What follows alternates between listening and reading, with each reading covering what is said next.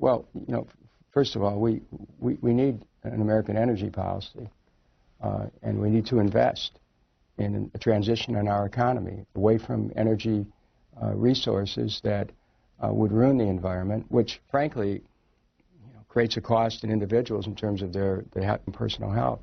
The air that we breathe gets polluted, the water that we drink can get polluted by certain energy sources. So we need a new energy policy. We need a new manufacturing policy where the maintenance of steel, automotive, aerospace, and shipping is deemed as vital to our national security. We need a new trade policy where we get out of NAFTA, GATT, the WTO, and cancel China trade and renegotiate all of our trade agreements and make them contingent on workers' rights, the right to organize, the right to collective bargaining, the right to strike, on human rights, the right to prohibitions on child and slave labor, and on environmental quality principles, protections of the air and water. We have a race to the bottom otherwise.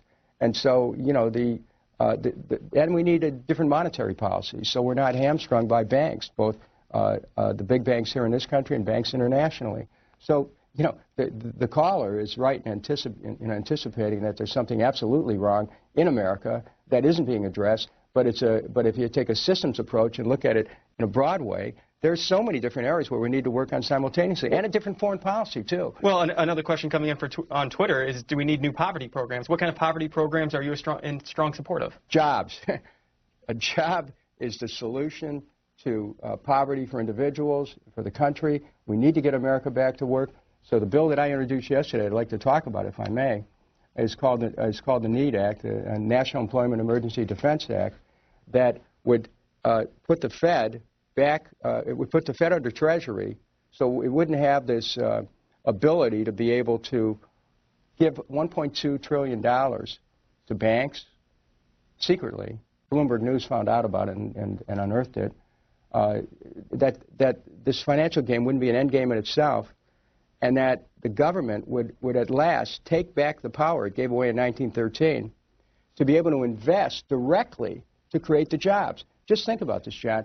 If we'd be borrowing money from banks when the Constitution of the United States gives the power to coin money or create money to the Congress, and we ought to, as a government, be investing in our own country. We should not have to go to China to borrow money and invest in America. We should create the wealth in our own country. There shouldn't be any level of unemployment here. We should be able to get America back to work, and this is something I've got the bill in. I introduced it yesterday. As I understand, the bill would essentially dismantle the Federal Reserve, correct, and move it under Treasury, and do away with the bond market, correct? Well, no, it would create a separate monetary authority. People could still, invest in various private projects that have to do with the bond market. This isn't about eliminating the bond market by any means, but it is a way of creating millions of good-paying jobs, of paying off the national debt, of reducing federal deficits, of ending the fiscal crisis, and having the dollar be a stable currency. But the Fed right now is out of control. The Fed stood on the sidelines while a bubble was building, and banks were pyramiding their assets. And then when it collapsed, what did they do? They went to the taxpayer and they said, bail us out. Well, we still have banks that are too big to fail. We still have banks that are not loaning money or helping people stay in their homes. They're standing by, not standing by, they're pushing and accelerating the number of foreclosures so that they can clear out the housing market to set the stage for another boom-bust cycle. I reject that. We should have had mortgage modification in the works right from the beginning.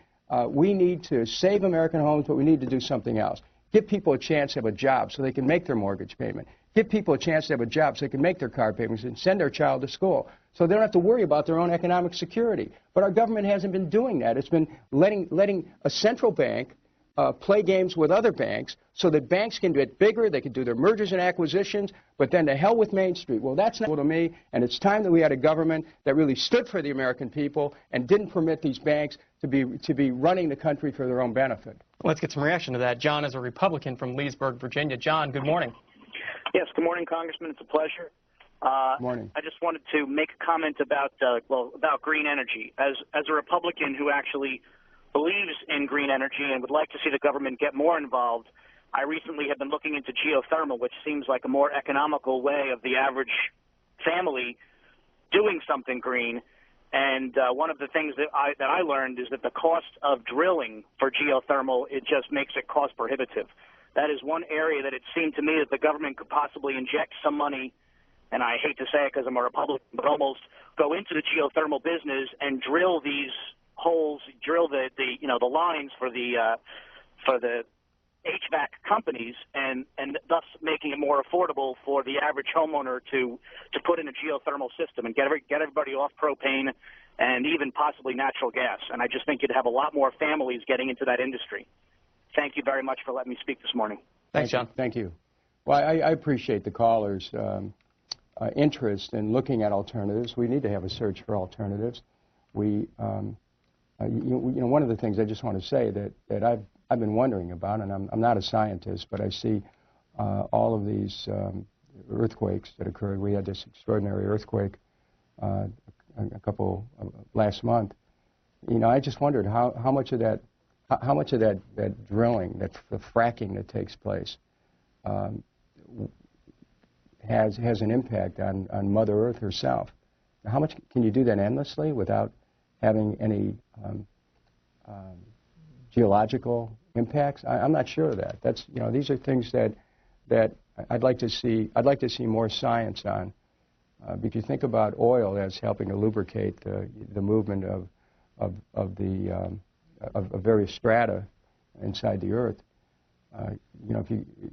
If you in your own body start to get rid of your synovial fluid, you start to get creaky, and we're messing with Mother Earth in a way that I don't know that nature really ever intended, and I have some concerns about the environmental impact of a lot of this drilling that we do. Well, Felix is a Democrat from Fort Bragg, North Carolina. Good morning, Felix. Representative Kucinich, C-SPAN America. Good morning. How are you on this wonderful day? Fantastic. It is a wonderful day, and it's good to hear from you. Thank you very much. We're here at the home of the 82nd and all the special forces that when y'all need us, we're there on the call us and we're there within a few hours. If you allow me just enough time like you do the Republicans, I want to inject a few facts into here. Mr. Kucinich, get your pen out and write if you would. Wall Street Journal, January 9, 2009. Sudeep Reddy. He went through the payroll records employment records for the Department of Labor from 1939 on until end of Bush 41. And if you allow me these three quick statistics to show you who has the best policy, everyone's the worst president on the Democratic side. Well, he created more jobs than Bush 41, Bush 43, or Eisenhower by 1.5 million during his term, 2.1 million during his per year in office, and increased payroll by 9.2%. Last statistic, please bear with me. Go for it. There have been 6 Republican presidents that for 36 years, and 5 Democratic Republicans for the 28 years, but the Democrats outperformed the Republicans by 21.